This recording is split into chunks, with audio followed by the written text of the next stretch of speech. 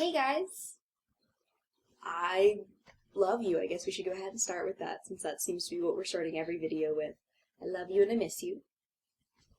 And Connor, I was thinking about, you were talking about your star chart app, and I have the exact same app on my phone.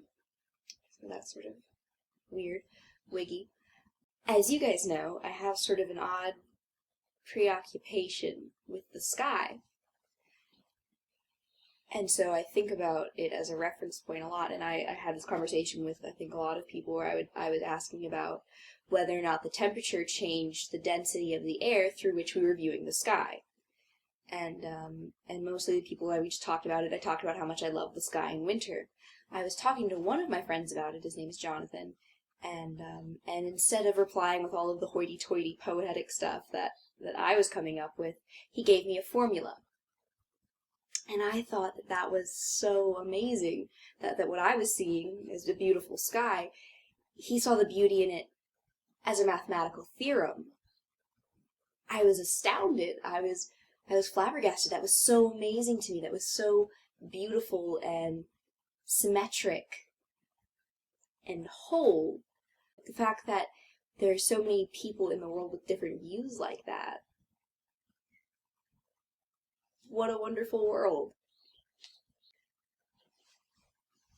But I've also been thinking about the sky in a spiritual sense, because I drive a lot. My life is so caught up in the revolutions of a wheel. I'm constantly driving. It's a 40-minute drive for me to get to school every day. It takes me 30 minutes to get to my dad's house. By the way, you might have noticed I'm in a different room. It's because I'm at my dad's house right now for this video. But I've spent a lot of time in my car driving around places, and I always look at the sky and think, this is the sky that I want to remember for the rest of my life. And God knows how many times I've said that, how many times I've seen a sunset and think, this is the perfect sunset, this is the sunset that I want to remember for the rest of my life, this is the quintessential sunset, the epitome of all sunsets, and I want to keep that in my heart forever. But of course, I say that every time I see a sunset, every time I see a sunrise, I'm just like, this is a perfect moment within itself, and I want to remember that. I want it branded in my heart. But then 3 days later, I'm doing an AP paper, and I don't remember the sunrise.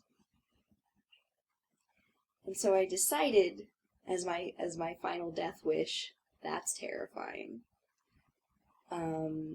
that when I die, if I'm granted some last wish by a vague muscular man in the sky, or if my conscious brain can suppliant itself to my subconscious brain and beg for one last hallucination, I want to see every sky of every day I've ever lived. I want to be able to watch it change. Every sky that I'd ever lived through, and have some knowledge of what was going on that day, so I could remember,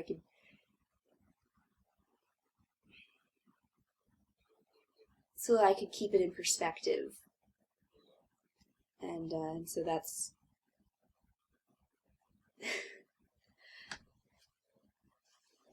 and that's what I want to see when I die. That's cheerful, right? That's a really cheerful note to start this on. And so I've been thinking about the sky a lot lately, and what it meant to me. And the other day I was not having such a great month, I guess. This was a few days ago, I guess, maybe last week.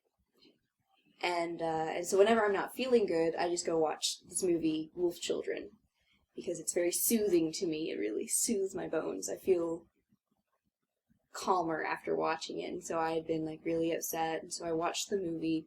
And I felt better afterwards, and it felt like the calm after a storm. Just everything, it was okay, because life goes on, and all these little things that I was getting caught up on, it doesn't matter.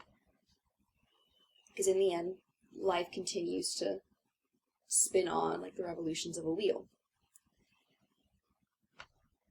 And I decided that if my soul was symbolic of something, if there was something that represented my soul, it would be a salt flat.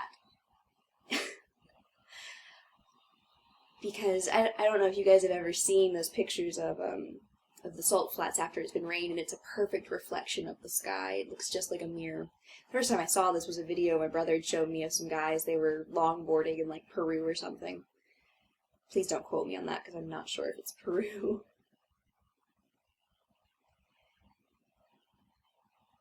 And that's what I wanted to be. I wanted to be a reflection of the sky. And then I was thinking about it. I was like, well, Lauren, that's really shallow. It's basically a giant puddle. But within that puddle, you hold the entire sky. And that's what I want to be able to do. I want to be a puddle in the universe. What? Wow. This is going very well.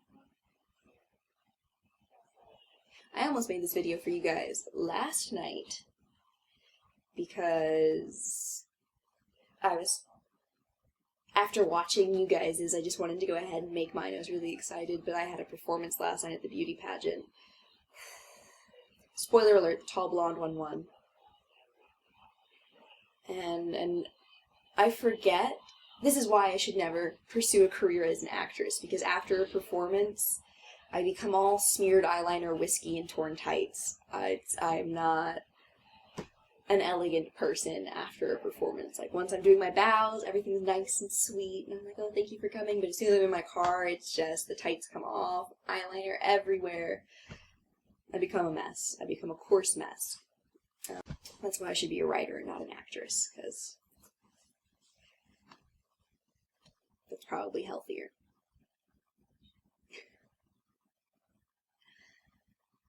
And I feel like I've talked a lot this video and haven't said anything really important. I haven't expressed to you guys any groundbreaking philosophy or discussed anything with you that was really important. And I have a song recommendation this week again, so that we can continue to keep this as cheesy as possible. The song is We Don't Eat by James Vincent McMorrow. I originally wasn't going to recommend this song because it's really heavy. I cried the first time I heard it, but that's because I'm a big baby. And, but, you know, it's okay. I think that's okay to listen to heavy things sometimes, so I'll lay that upon the altar of our channel for you. And I guess I should, like, comment on what you guys, I have been doing. I missed seeing your faces in motion, and I didn't realize that until I was watching you. And it was different. It was different than just talking online or even Skyping. It was different to just watch you again. But it's nice to be able to share the silence with you. Okay, so I'm gonna go. I haven't said anything interesting this whole entire video, but I love you and I can't wait to see Caitlin's new haircut on Wednesday. Goodbye.